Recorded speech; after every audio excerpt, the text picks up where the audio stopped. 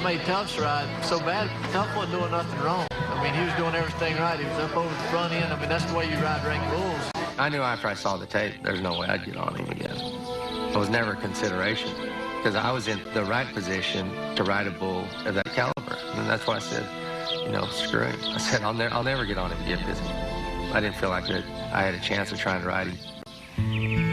Less than 6 weeks later, Tuff was still on the mend when he showed up for the PBR finals in Las Vegas. The all-time great Tuff HEDEMAM. Tuff is back riding at the National Finals Rodeo in December. His face isn't even completely healed, and he weighs about 135 pounds, which is about 50 pounds lighter than what his normal weight is. They had the technology to rebuild me. You know, they some titanium for a little bit of time. They put it back together, and I go to the National Finals. Going back and riding at the NFR 6 weeks after the injury, he was not very strong. He got through. It was a tough week. But I was definitely a little weak. And in hindsight, I probably shouldn't have. But at the time, I felt confident that I had a legitimate chance to win a world title. I felt like that I could just suck it up and probably get through it.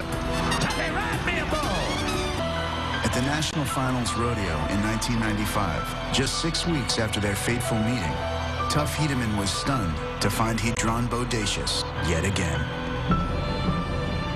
I walk in there and I really couldn't believe it. I mean, I didn't think there was any way I was going to draw him. I knew I had a 1 in 15 chance, but I didn't think there was no way I was going to draw him. He was riding at the toughest bull riding competition in the world. His face isn't even completely healed after kneeling at the back of Bodacious's head. And he draws Bodacious.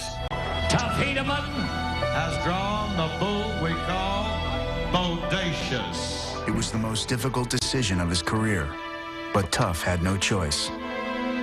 I knew immediately that I wasn't going to get on him.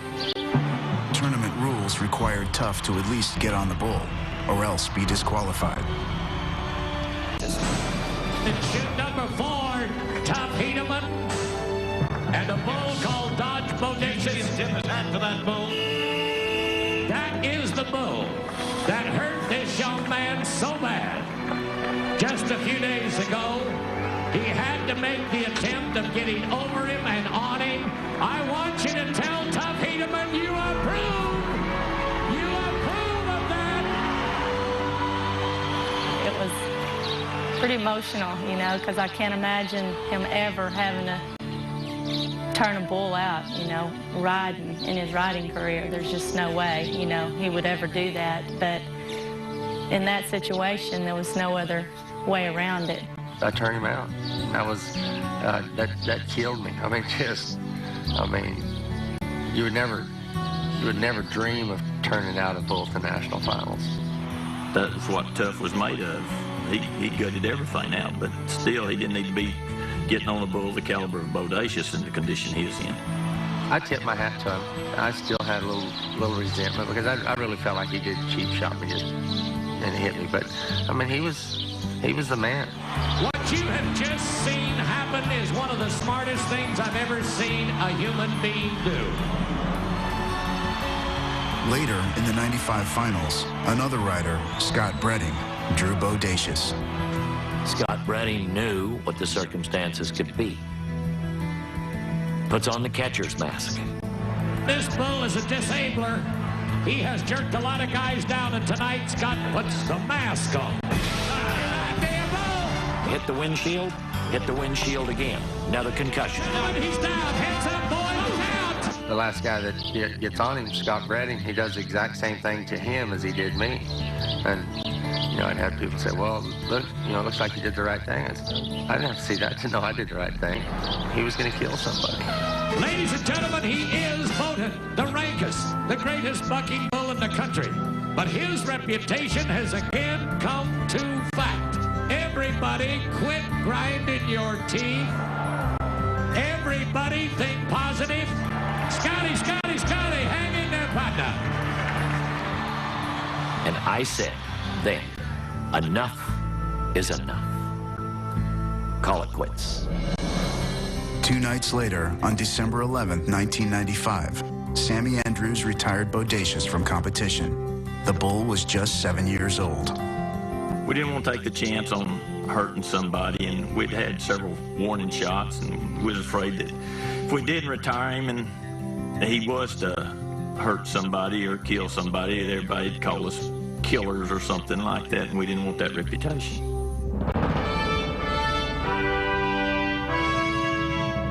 It was a good time to retire the bull.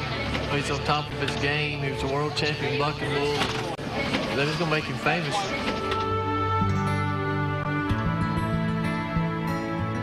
Of the 135 men who had climbed aboard Bo's back, only 6 had hung on for 8 seconds. He retired with the title, World's Most Dangerous Rodeo Bull.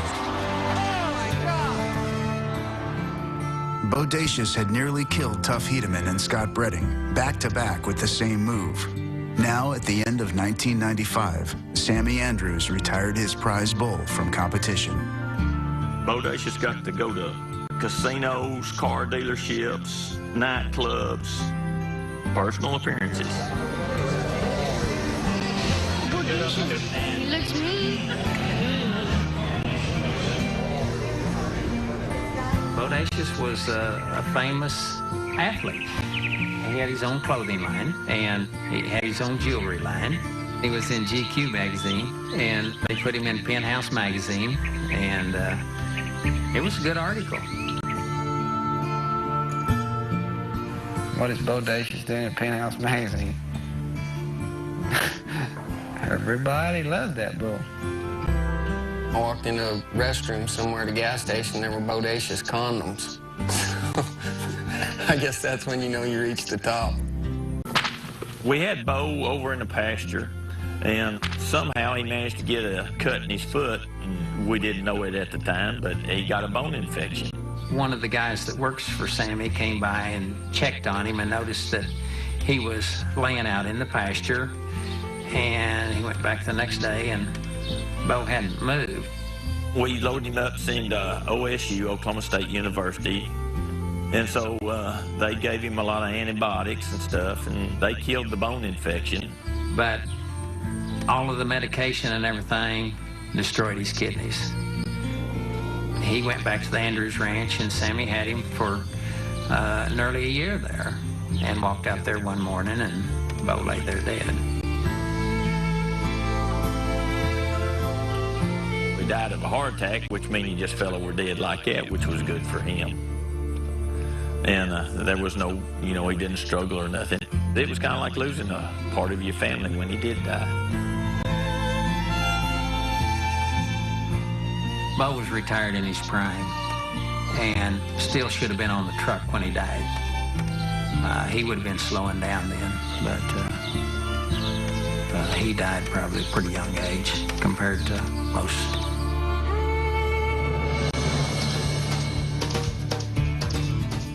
One of the highlights of my life was Bodacious being inducted to the Hall of Fame. To be in the Hall of Fame, he'll always be remembered. I think Bodacious belongs in the Hall of Fame as much as probably any animal or any guy for that matter. He's a huge part of the legacy of the sport of bull riding, and they don't get a lot greater than him.